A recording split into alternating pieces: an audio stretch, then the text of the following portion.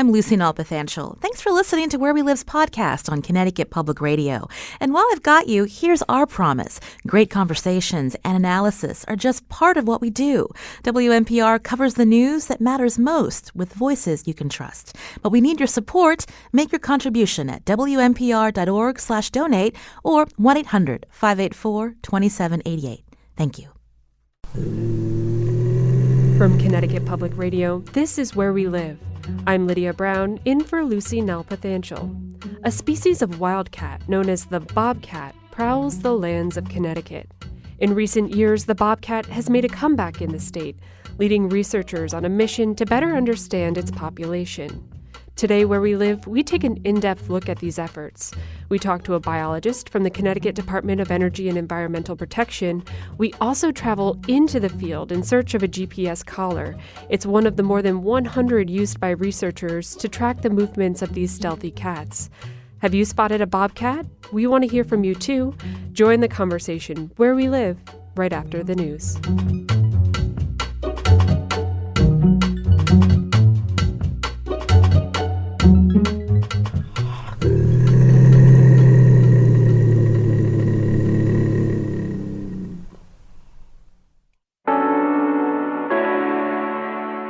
From Connecticut Public Radio, this is Where We Live. I'm Lydia Brown, in for Lucy Nalpathanchel. The bobcat is the only species of wildcat that exists in Connecticut. In recent years, it's made a comeback, leading researchers on a mission to better understand its population. It's estimated there are about 1,500 bobcats in the state right now, and biologists are using a tool to track the cat's movement, the GPS collar, which is programmed to detach after 300 days of data collection. I said, "Hey, did you happen to find a collar in your backyard?"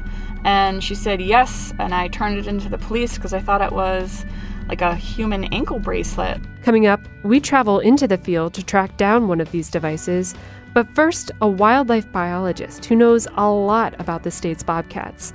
Jason Hawley works for the Connecticut Department of Energy and Environmental Protection, or DEEP. We met him on a gray October afternoon at Sessions Woods Wildlife Management Area in Burlington. So I want to start out with a bit of background. We know Connecticut is home to a wide range of wildlife. The bobcat, however, is the only species of wildcat that is found in this state. Yep, they're the only native felid that we have here currently in Connecticut. And this species is spread widely throughout North America. Yeah, they range all the way up in through Maine, Canada, and down through Florida, Texas, and out west. The state has witnessed the extirpation or local extinction of other top predators. I'm thinking about the mountain lion as an example. Why not the bobcat? Why has this species survived in Connecticut while others have not? I think they're a little more adaptable than the larger native felid that we had here, the mountain lion. They're able to change their prey. So if they were, focusing on deer one time of the year, and in the spring we were finding that they focus on fawns, but when then the fawns grow up, they're able to pretty easily switch their prey to rabbits, even mice. Whereas for larger predators like a mountain lion, it's a little more difficult for them to switch. So it's mostly due to their adaptability that they're able to kind of avoid being extirpated from Connecticut. And I do want you to talk about that adaptability a little bit more in just a little bit. But I also wanted to note that it's not uncommon for residents to mistake a bobcat for a mountain lion. So fortunately for us, we have this bobcat specimen laying right in front of us. Could you describe this specimen for us? And is this typical of a bobcat that you might see here in Connecticut in our region? Yeah, this is typical. So this is a male bobcat, and he was, I believe, 32 pounds when he was hit by a car, which compared to, a larger cat like a mountain lion, you're talking, a female would be 100 pounds, a male would be 150 pounds. So significant difference. Significant difference. And, looking at it, this is about 3 times the size of your average house cat? Yeah, I would say so, yeah. He's an average size for a male bobcat in Connecticut, about 10 pounds heavier than an average female. I would say he has a little more spotting than you might see on an average bobcat in the state. Most of our bobcats just kind of appear brownish gray, and then you'll see some spotting underneath where there's white on the underbelly. But he definitely has a little bit more, and then you can see he has a pretty distinct bob tail where he gets his name from. The length of the tails do actually vary quite a bit, from a couple inches. I think we had one that was almost 10 inches long. I think that's where some of the confusion comes in, where people think they're seeing a mountain lion. They see the longer tail. And often the way cats walk also, bobcats tend to trail a back leg. A lot of pictures that get sent to us, people see that back leg trailing and they think it's a tail. But that's just kind of a product of the way that cats and bobcats walk. You could see they all have these very sharp claws. They use their front paws primarily for hunting, so they use it as grasping for a bird or larger prey like a deer or even possum or woodchuck. When they're hunting, they primarily use sight and sound. So you can see they have very large ears that point forward. They can move their ears about 90 degrees. Obviously, big eyes. They can hunt well at night. Obviously, we can't see on this one, but they have big teeth. They're canines. They are true carnivores, so they only eat meat. So they're not like a coyote where they're also eating berries and nuts. It's strictly protein, carnivore diet. And then you can see, it may not look here on this table, but they also are very well camouflaged. So, their whole pelage here, the way they have spotting in different colors, that's not just to look pretty for us. That's functional for them. That's so they can blend in. They tend to be in thick, kind of brushy brown habitats, and you'd be amazed how close you can get to them without even noticing they're there because of the natural camouflage that they have. There was a period in Connecticut's history when bobcats were on the brink of becoming locally extinct, and that was not too terribly long ago. Can you talk about that time in our history? What happened? So we actually had a bounty on bobcats in Connecticut up until, I believe it was 1970. I don't know the exact amount, but through the 60s, I think there was like a $5 bounty for anyone that brought a bobcat into their local town office. This was sort of just a lack of understanding of the species. People thought they were dangerous and they would attack people. And then pets and livestock, people were concerned. They think they're a predator. They're gonna attack their pets and livestock, which that does happen, but it's pretty rare. So, in the early 70s, I believe 72, bobcats were given legal protection in Connecticut. So I think somebody finally realized, hey, we got to stop doing this or we're going to lose bobcats, in our landscape altogether. They're likely an important part of our ecosystem, which we now know they are. So that's when they were given legal protection in 1972. And it's that legal protection in conjunction with reforestation that has allowed the bobcat to make a comeback in Connecticut? Correct, yeah. So, over the last 100 years here in Connecticut, a lot of our agriculture and farms have been abandoned and forests have been growing back at a pretty quick rate. So we've got huge amounts of habitat for, different animals. Bears are another good example that have been kind of coming back with the forests and habitat returning. So yeah, you combine human education with protection and habitat returning, and you kind of have the perfect storm for these animals returning to the landscape. I think there was a remnant population in northwestern Connecticut in Litchfield County, probably in the 70s, and since then, up until current time, the population has expanded across the entire state, and now we have sightings from every town in the state of Connecticut. All 169 municipalities? Yep, even Hartford, Bridgeport, Danbury, New Haven. So they're pretty adaptable as far as how they can tolerate urbanization and human development. That's Jason Hawley, a wildlife biologist with DEEP. He's an expert on the state's bobcat population. I'm Lydia Brown, in for Lucy Nalpathanchel. Coming up, we learn more about Hawley's research on the bobcat, and we want to hear from you. You can join the conversation. Find us on Facebook and Twitter at Where We Live.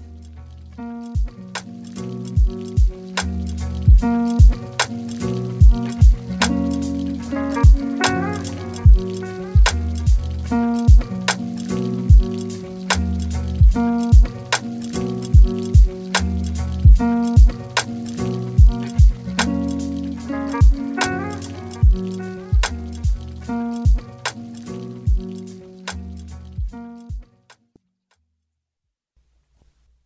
is Where We Live from Connecticut Public Radio. I'm Lydia Brown, in for Lucy Nalpathanchel.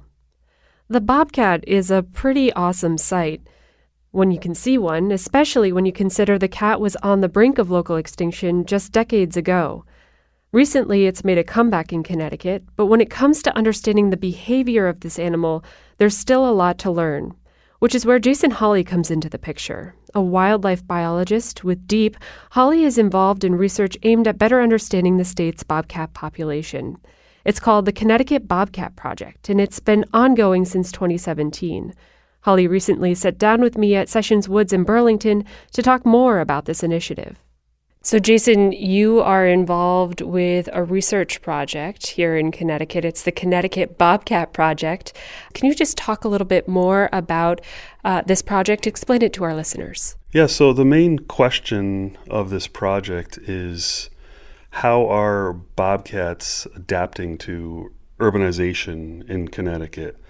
So as urbanization or housing density or human density increases, what resources or what types of habitat are important to them to be able to persist or even thrive in these habitats? Because this is an important question, because urbanization is obviously not going to go away, not just in Connecticut but across the bobcats range.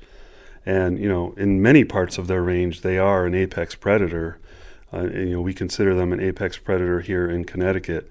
So a very important part of our ecosystem here. So we've collared last year, so 2018, we collared about 50 bobcats across the state of Connecticut, and we kind of stratified that sample across housing densities, and we're really looking at what do they need to survive in these highly urbanized landscapes, and how is it different from how they use resources in less urbanized areas. So the reason this is important, so we would like to know for future development. So let's say there's a certain type or structure of development that they tolerate better than other types. Do you need corridors? Do you need a certain amount of cover habitat within urban areas for them, to persist in those areas? And also, what level of urbanization are they able to tolerate?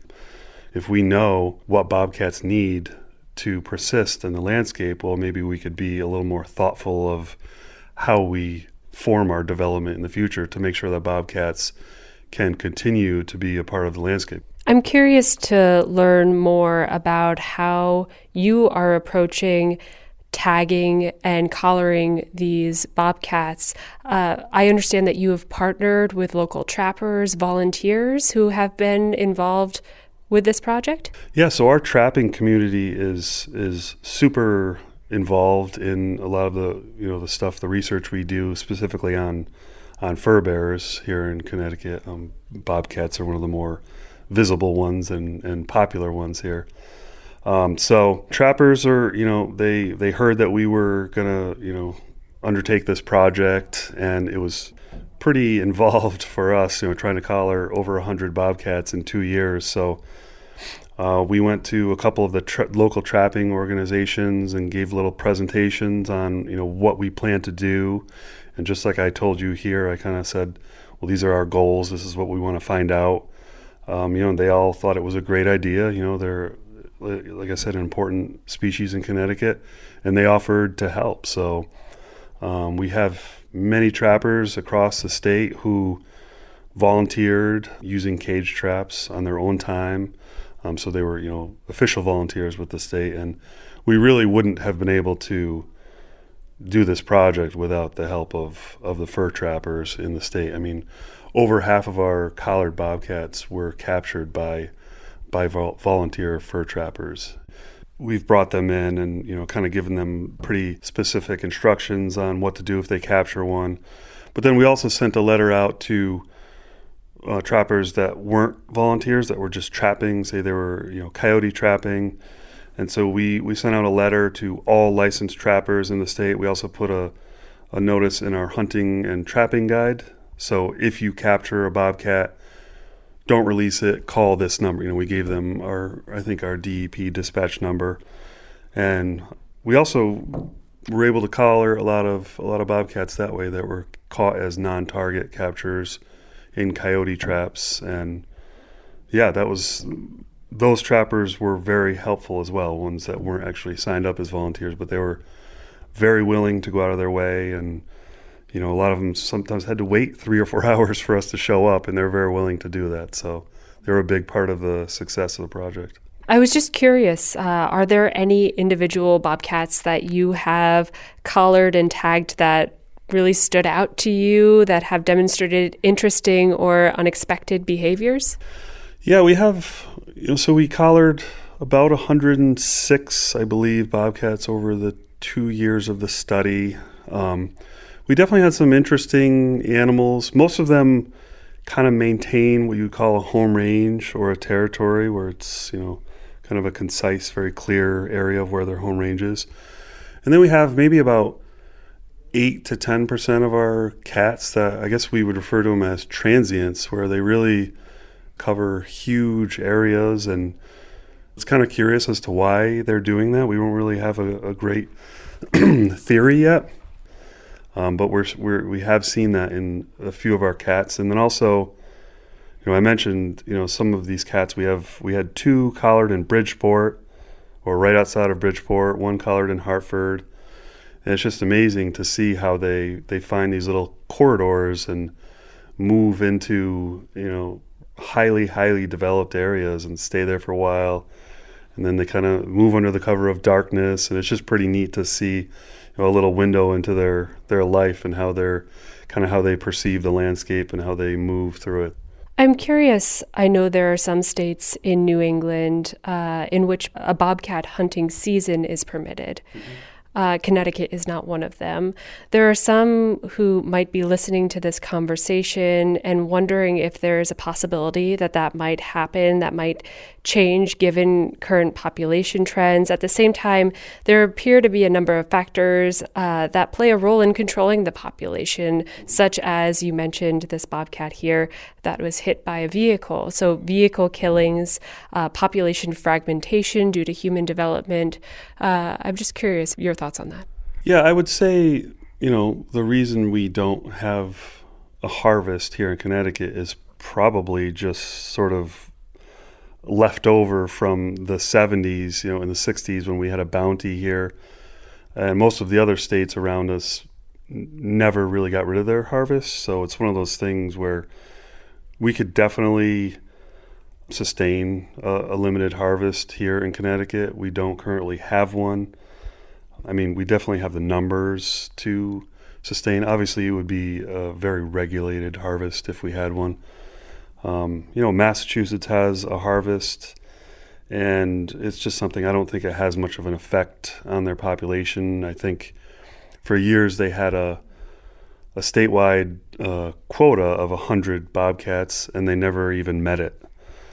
So they just eventually removed the quota. So I don't think harvests for bobcats are really a big deal. I don't think many people are interested in it. There's some certainly, but I don't think it's like you'd have to, worry about over harvesting or anything. So it's something I'm not against it at all. I would be okay with it as long as it was regulated correctly. This is Where We Live. I'm Lydia Brown, in for Lucy Nalpathanchel. You're hearing from Jason Hawley, a wildlife biologist in Connecticut. He's working on a research project aimed at better understanding the state's bobcat population. We spoke to Hawley at Sessions Woods in Burlington to learn about the bobcat's comeback in the state and ask what threats remain.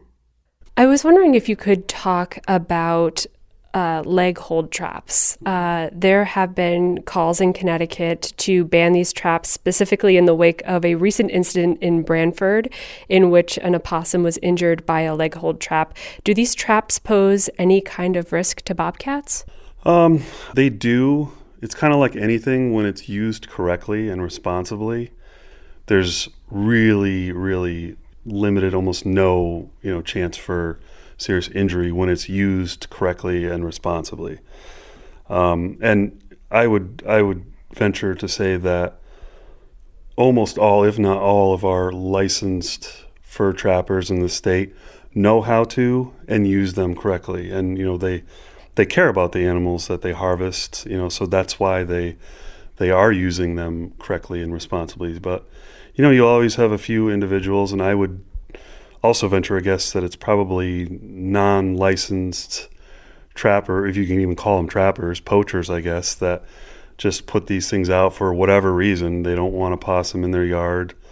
Who knows what the reason is. But foothold traps, one thing people don't understand is they think of the old traps with the teeth on them that would clamp down. But foothold traps are a restraining device. They're not meant to hurt the animal. They're meant to restrain them. I mean, I regularly put my hand in foothold traps, and it doesn't hurt. My 7-year-old son does it sometimes, just messing around. So they're not meant to injure, and when used correctly, they don't. I mean, we require padding in the traps here in Connecticut, and it's very, very rare to see any kind of injury on an animal. And it should also be said that much of what we know about certain predator species across the world is directly related to the use of foothold traps.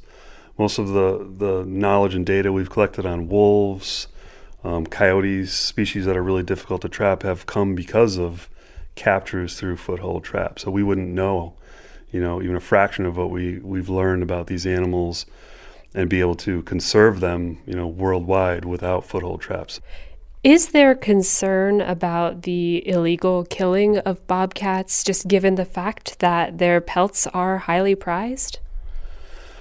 I don't, not to the point where it would affect our population. It's just so small, sure it happens.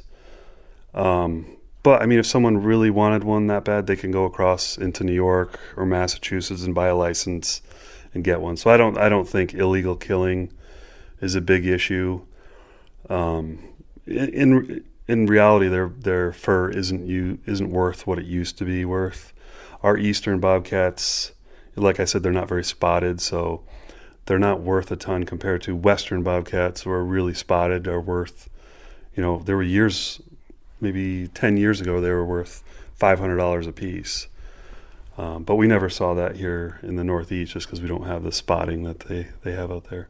And I'm just curious, I know the Connecticut Bobcat Project is in its second year. What is next for your research? What are your next steps? So as I said, we collared 50 cats last year, and we collared another 50 this year. These collars are all in the process of dropping off, so we've already had like 10 drop off. We had one just drop off today, and the rest of them will be dropping off between now and January. And one thing we're considering doing for a smaller version of a third year is to take about 20 of these collars, put new batteries on them like we did going from the first year to the second year, and collar a smaller sample of cats, but rather than stratifying them across the state, trying to put them all in one area, in sort of an area that has a little mini gradient from low housing density to high, and look at the social structure. So how many cats are fitting, or how many home ranges are in this area? Is it affected by housing density? Do they have to expand their home ranges as they move into higher housing densities? So just looking at sort of the dynamics, the population dynamics, and how they're interacting, overlapping with each other, across that little gradient from high to low housing density. I guess I just wanted to ask as a last question, do you have any advice for listeners who might be interested in seeing a bobcat? Where should they look, and what should they do if they in fact come across one? So, in Connecticut, there's not really a great place I could tell someone where to go, because they really are everywhere. In reality, some of the best places to see them are in your backyard. If you have a bird feeder up, Very often they'll kind of hang in thick cover next to people's yards and wait for squirrels, possums, and raccoons to run out in the yard, and they're kind of ambush predators, so they'll ambush from their thick cover. But yeah, with bobcats, it's sort of more of the luck of the draw where you happen to see them, because they tend to stick to very, very thick cover. That's what we're finding from the data we're collecting. They'll stay in really thick cover. So if you know of areas where there's sort of early successional habitat, that's a good place to see them. You obviously don't want to go into that, but just areas around where it's really thick, trails coming in and out of there is where they're sighted most often. But you just have to kind of think like a bobcat. So, if there's a lot of squirrels around, a lot of rabbits around, there's going to be bobcats there. That's Jason Hawley, a wildlife biologist with the Connecticut Department of Energy and Environmental Protection. I'm Lydia Brown, in for Lucy Nalpathanchel. Coming up, we travel out of the office to learn more about efforts to track these wildcats across Connecticut. But first, it's Connecticut Public Radio's October membership campaign. You can step up to support local programs like Where We Live.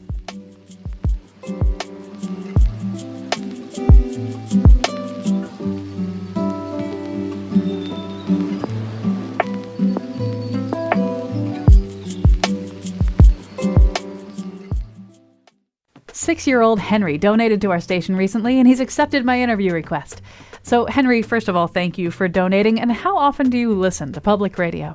Probably every day. I really like listening. What's your favorite program? Wait, don't tell me. Because he's funny. How long do you think you'll be listening to public radio? I'm not sure, but a long time probably. Why does public radio matter? It tells us the news. Why is the news important? Because it's telling us what's happening. What would you tell someone who's never donated before? To try and donate. If you had $1 million, how much would you donate to public radio? Probably about half of it. What would you do if you didn't have public radio? I'm not actually sure. Me neither, Henry. Be like Henry. Give us a call at 1-800-584-2788. Go online to wnpr.org/donate. And thanks. You're welcome. This is Where We Live. From Connecticut Public Radio, I'm Lydia Brown, in for Lucy Nalpathanchel. And today we're talking about the bobcat. It's Connecticut's only wildcat. Earlier we learned about the Connecticut Bobcat Project and how researchers are tracking these cats with GPS collars.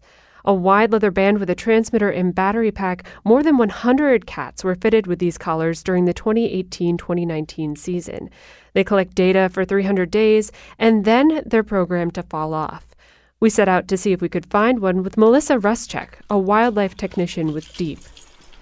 So we're going to be going to an area not far from our office here in Burlington where our female Burlington cat has dropped her collar.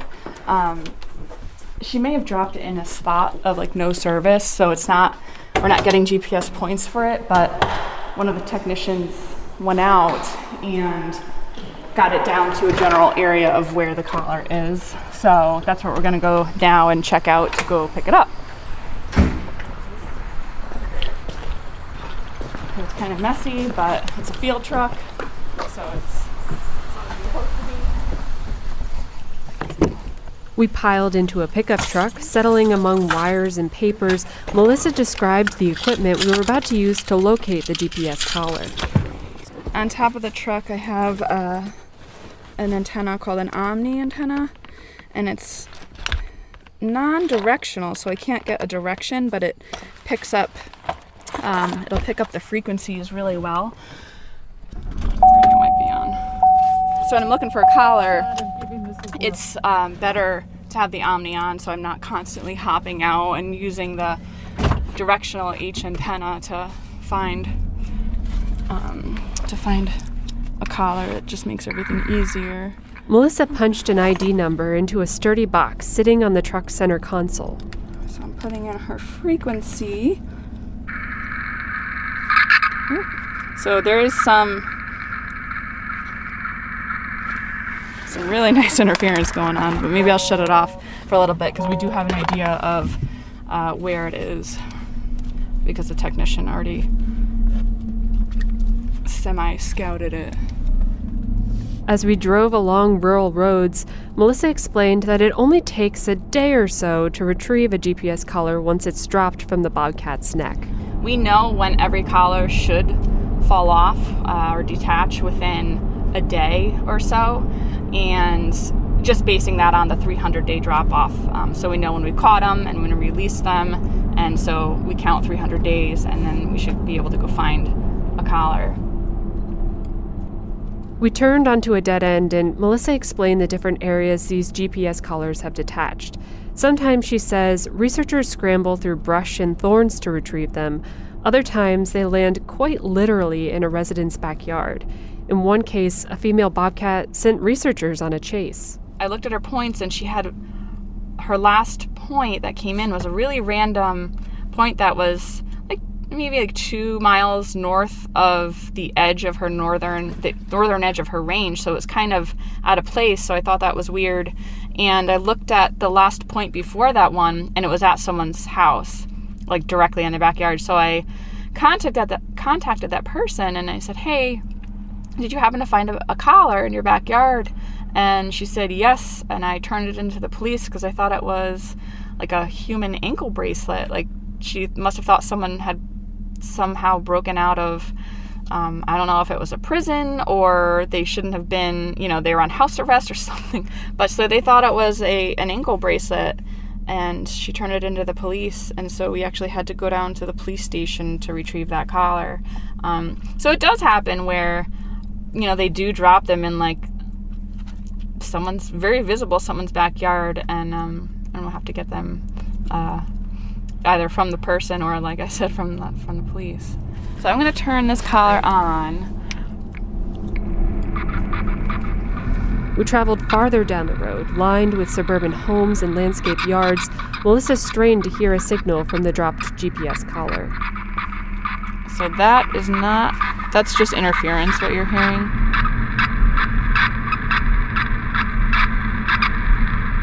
Until suddenly, so that's her collar.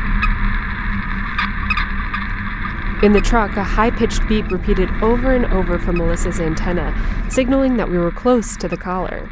We parked the truck and hopped from the cab, and Melissa reached in for a handheld antenna, a device we would use to pinpoint the exact location of the dropped collar. If you look as I'm spinning this antenna around, this is a directional H antenna. So as I spin it, kind of hearing it all around. I mean, it is louder in that direction. But with this gain function, if I lower it, it's going to narrow our width.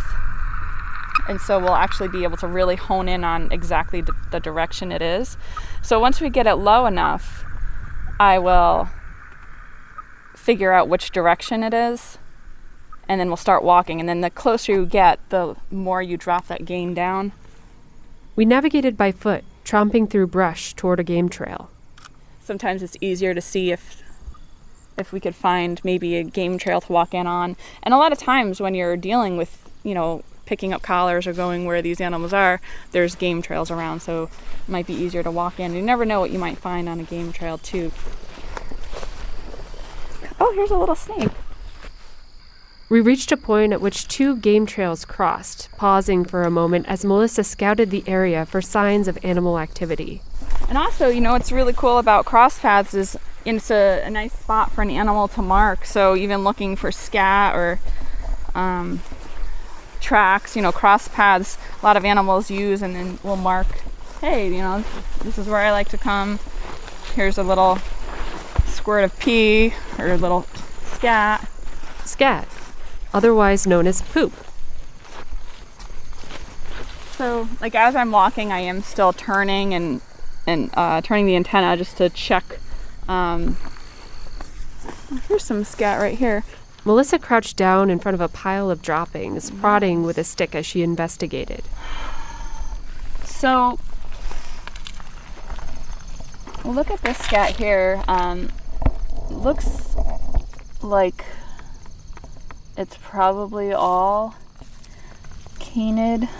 A canid is a dog-like animal like a coyote or a fox. But I don't know, this is interesting. This looks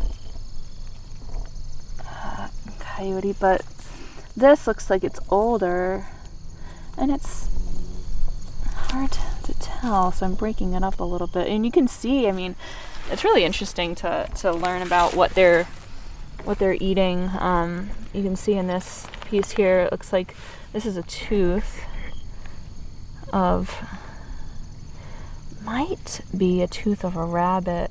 I'm not convinced that this is not bobcat. Could be a big male. But I mean, look, you could see right there's like a jaw. Uncertain, we moved on the lookout for other signs of bobcat activity. Oh, here's some cool turkey feathers. Look at this. We reached an area of matted vegetation where turkey feathers were strewn about. Maybe this is one of her old kills. Maybe she was just checking it out and a different animal. Maybe she was scavenging off something else, or maybe this was just here for a while. We don't really know.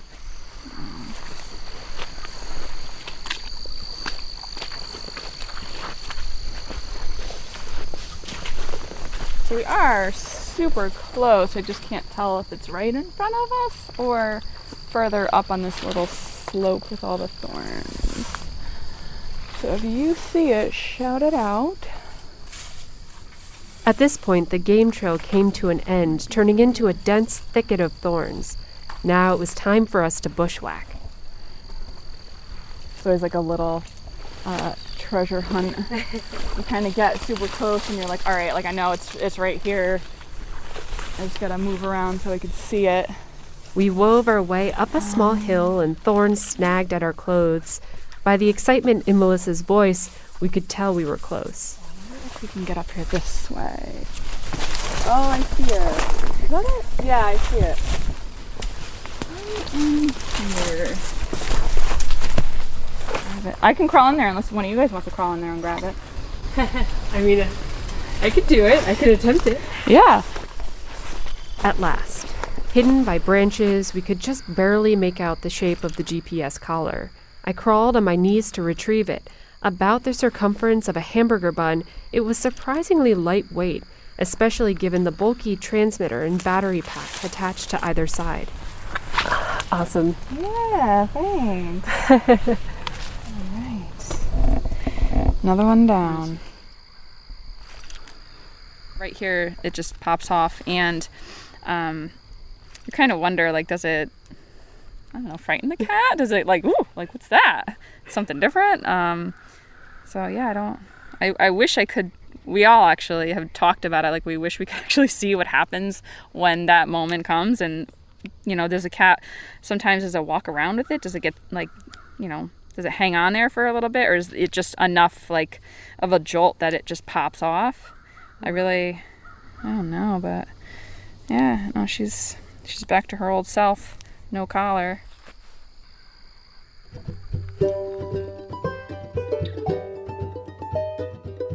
Thanks to Melissa Ruschek, a wildlife technician with the Connecticut Department of Energy and Environmental Protection. This is Where We Live. I'm Lydia Brown, in for Lucy Nalpathanchel. Today's episode was produced by Carmen Baskoff and Katie Tolarski. Special thanks to John Dankosky. For more about the show, visit wnpr.org/wherewelive. Now, it's Connecticut Public Radio's October membership campaign. If you enjoy programs like Where We Live, we hope you'll consider supporting them today. It's quick, it's easy. Here are two of my colleagues to tell you how.